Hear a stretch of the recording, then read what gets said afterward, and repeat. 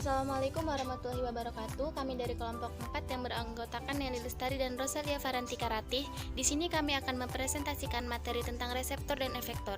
Untuk mengetahui lebih lanjut apa itu reseptor dan efektor, mari simak video berikut ini. Nama saya Nelly Lestari. Di sini saya sebagai pemateri pertama. Di sini saya akan menjelaskan pengertian reseptor, cara kerja reseptor dan macam-macam reseptor. Baik, yang pertama yaitu pengertian reseptor. Apa sih reseptor? Nah, reseptor itu satu atau sekelompok sel saraf dan sel lainnya yang berfungsi untuk mengenali rangsangan baik di dalam ataupun di luar. Jadi reseptor itu adalah alat penerima rangsang pada hewan. Selanjutnya yaitu cara kerja atau berfungsinya reseptor. Nah, ketika suatu jenis reseptor menerima rangsang yang sesuai, maka membran reseptor tersebut akan mengalami serangkaian peristiwa yang menyebabkan timbulnya potensi aksi pada bagian tersebut. Nah, potensi aksi yang terbentuk ini disebut potensi reseptor atau potensi lokal. Dalam hal ini, potensi aksi tidak menjalar ke bagian lainnya. Namun, jika rangsang yang diterima reseptor cukup kuat, potensi reseptor yang timbul akan lebih besar. Makin besar rangsang yang diterima, maka makin besar pula potensi lokal yang dihasilkan, hingga dapat melampaui batas ambang perangsang pada membran. Nah, apabila hal ini terjadi, potensi aksi akan menyebar ke membran di sebelahnya, hingga ke sel saraf aferen. Bahkan, ke membran sel berikutnya. Dalam keadaan demikian, potensi aksi terbentuk pada reseptor disebut dengan potensial generator. Selanjutnya yaitu mekanisme penerima rangsang pada hewan. Nah, alat penerima rangsang atau reseptor pada hewan itu juga beraneka ragam. Nah, pada umumnya reseptor bekerja secara khusus. Artinya reseptor tertentu hanya akan menerima rangsang jenis tertentu. Jadi, dalam satu individu hewan dapat ditemukan berbagai macam reseptor. Nah, reseptor ini bekerja sebagai transducer, yaitu pengubah energi, yaitu mengubah energi dari suatu bentuk apa tertentu menjadi bentuk energi yang lain. Nah, pada saat sampai di reseptor, semua energi dalam bentuk apapun segera diubah dan selanjutnya akan membawa kepada perubahan elektrokimia sehingga timbul potensi aksi. Pada gambar di samping, tampak bahwa reseptor cahaya sesungguhnya terdapat pada retina. Reseptor berupa sel batang dan kerucut pada retina tersebut berhubungan dengan sel optik yang ujungnya bersinaps dengan pusat penglihatan yang berada di korteks otak. Agar dapat berfungsi optimal, sel reseptor ini di retina memerlukan struktur pendukung yaitu berupa mata. Selanjutnya yaitu macam-macam reseptor. Berdasarkan strukturnya, reseptor ini dapat dibedakan menjadi dua. Yang pertama yaitu reseptor saraf. Reseptor saraf ini struktur reseptor yang paling sederhana, yaitu hanya berupa ujung dendrit dari suatu sel saraf, tidak memiliki selubung myelin. Nah, reseptor saraf ini dapat ditemukan pada reseptor nyeri atau nociceptor. Nah, yang kedua yaitu reseptor bukan saraf. Reseptor bukan saraf ini struktur reseptor yang lebih rumit, dapat ditemukan dalam organ vertebrata. Nah, berupa sel rambut dan pada organ penglihatan yaitu berupa sel batang dan sel kerucut. Sedangkan berdasarkan jenis rangsang yang diterimanya, reseptor ini dapat dibedakan menjadi 6. Yang pertama yaitu kemoreseptor. Nah, kemoreseptor itu yaitu reseptor yang peka terhadap rangsang kimia baik asam dan basa, garam organik ataupun anorganik. Nah, yang kedua yaitu termoreseptor. Nah, termoreseptor ini reseptor yang peka terhadap suhu baik suhu panas ataupun dingin.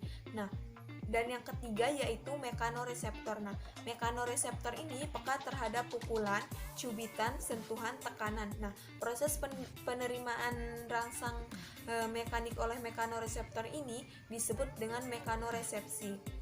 Nah, yang keempat yaitu fotoreseptor. Fotoreseptor ini reseptor yang mendeteksi radiasi yang kita kenal sebagai cahaya tampak. Nah, seringkali fotoreseptor ini diorganisasikan menjadi mata. Nah, yang kelima yaitu magnetoreseptor. Magnetoreseptor ini beberapa jenis hewan memiliki kemampuan untuk orientasi terhadap medan magnet bumi. Dan yang keenam yaitu elektroreseptor. Nah, reseptor elektro ini mendeteksi berbagai bentuk energi elektromagnetik seperti cahaya tampak dan listrik. Nah, medan elektrik yang sedemikian itu dihasilkan oleh aktivitas otot dan berfungsi untuk mendeteksi adanya musuh maupun makanan. Baik, itu dia materi penjelasan dari saya, yaitu mengenai pengertian reseptor, cara kerja reseptor, dan mekanisme reseptor pada hewan, serta macam-macam reseptor. Materi selanjutnya akan dijelaskan oleh rekan saya, yaitu Rosalia Parantikarati. Kepada Rosalia Parantikarati, saya persilahkan. Materi yang selanjutnya, berdasarkan lokasi sumber rangsang yang diterima itu dibagi menjadi dua. Yang pertama, reseptor interoreseptor. Reseptor yang berfungsi untuk menerima rangsang dari dalam tubuh hewan. Contoh komoreseptor untuk memantau pH, kadar gula dan kadar kalsium dalam cairan tubuh. Yang kedua itu reseptor elektroreseptor, berfungsi untuk menerima rangsang dari lingkungan di luar tubuh hewan. Contoh reseptor penerimaan gelombang suara pada alat pendengaran dan reseptor cahaya mata.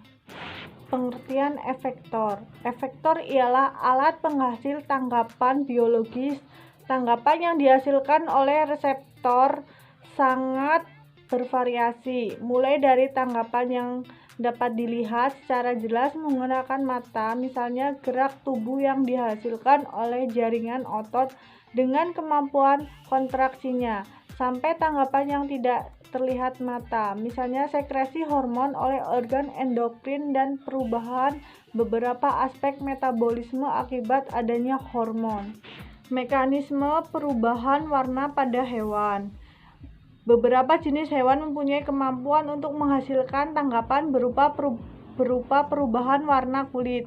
Misalnya cumi-cumi, oktopus. Perubahan warna dapat terjadi karena hewan mempunyai kromatofor pada kulitnya. Kromatofor adalah sel yang mengandung pigmen di bawah kendali endokrin. Kromatofor dapat mengubah penyebaran pigmen pada sel pigmen terkumpul atau tersebar dalam ukuran menit atau detik. Pada cumi-cumi dan oktopus, kromatofor terkait oleh sel otot sehingga aktivitas kontraksi realisasi otot akan mengubah penyebaran pigmen. Jika otot berkontraksi, kromatofor pada cumi-cumi dan oktopus meluas dan pigmen tersebar. Akibatnya kulit tampak lebih gelap. Sebaliknya, pada saat otot bereaksi, kromatofor mengerut dan pigmen di dalamnya terkumpul, sehingga kulit tampak berwarna lebih terang. Jadi perubahan warna kulit pada cumi-cumi dan oktopus